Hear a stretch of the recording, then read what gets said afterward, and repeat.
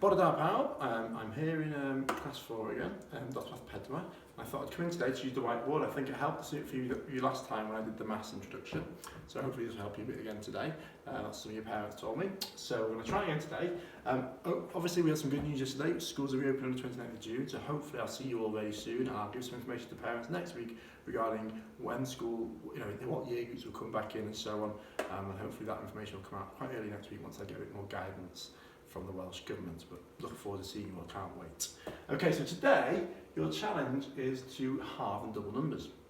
Following on from the work you've done with Miss Evans, there's 3 sheets. There's a green one, which is a bit tricky, then the orange one's a bit trickier again, and then the red's a bit trickier again with some decimals in there too. So you pick the level that you think is most appropriate for you and give it a good go. I think everybody, if you pick the right level, should be able to do this independently without parents, really.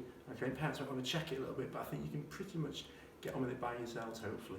Okay, so, as you can see, there's a box here, and the patterns go this way, the sequence of numbers, but they're incomplete. You've got to complete it for me. So, obviously, when we are doubling, the numbers are going to get bigger, aren't they? So if they're going up, we're going to double. If they're going down at these ones, we're going to halve.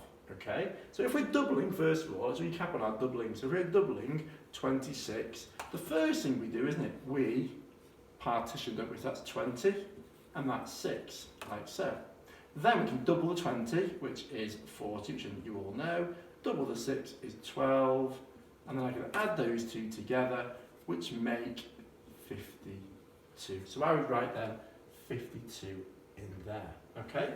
If I'm halving, let's have a look at this one here, 64, so I've got 64, so I've got 60, and I've got 4, I'm going to halve the 60, which makes 30, I'm going to halve the 4, which makes 2, I'm going to add those together, and the answer would be 32. Okay, makes sense? And the 32 would go in there, and you're going to keep going along there, and so you complete every single one. Now they are going to be a bit harder, some numbers are going to get a bit bigger, and you might want to show your workings out on there. I love to see your workings. If we're doing your workings out, do it on a sheet, and I can see how you've done it. Okay? That's the first part. The second part, okay, there's 3 parts to it, is you need to complete this sequence. Okay, so there's a starting number and there's a rule to what you have to do. This one says double and add 1. So if I had, for example, let's say I started with 2. If I'm going to start with 2 and I'm going to double it and add 1, I double it makes 4, add 1, so the second number would be 5. Okay? And then I'm going to double it again and add 1. So the number would be double 5 is 10, plus the 1 makes 11, and so on. And you need to do 6 numbers in total. So 1, 2, 3, 4, 5, 6. Obviously your starting number is 5. The next one is double and subtract 2. So you're going to double it and then subtract 2. So if you're starting with 3, you're going to double it, which is 6. Subtract 2 would be 4.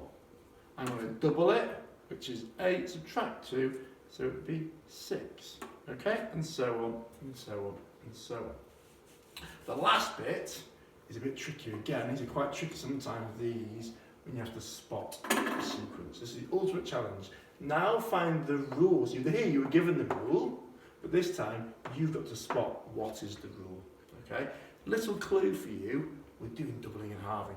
So every one of them, both of them, requires double and half, and maybe something else. So here, you doubled and added 1. You might say it might be something along those lines, it might be something different, but you've got to look at the rule and then write down what the rule is. Okay, so what is the rule? Is it halving and add 3? Is it doubling and add 4? I don't know. Okay, have a think. So you spot that pattern. Okay, that's sequence. So that's the first one, that's the green one. If you're doing the orange one, okay, B, very similar. Okay, slightly bigger numbers, harder numbers. There might be the odd number you got to halve. When you halve an odd number, it means you get a decimal, doesn't it? You get a half, so if I look at that maybe, okay? You've also got then these rules here, starting with slightly bigger numbers. Then you've also got then the sequence. Can you spot the sequence? That's the same as the first one. And then finally, if you're doing the red, we've got bigger numbers again, even bigger numbers. And we've got decimals this time. So have a look at those decimals. You can do it. If you're doing a decimal, for example, I was doing 8.4 doubled. Okay, it's no different. It's no different at all. So I partition it, 8, and this one would be 0.4. If I'm doubling 8, I get 16. If I double 0.4, I get 0.8. If I add those together, I get 16.8. Okay?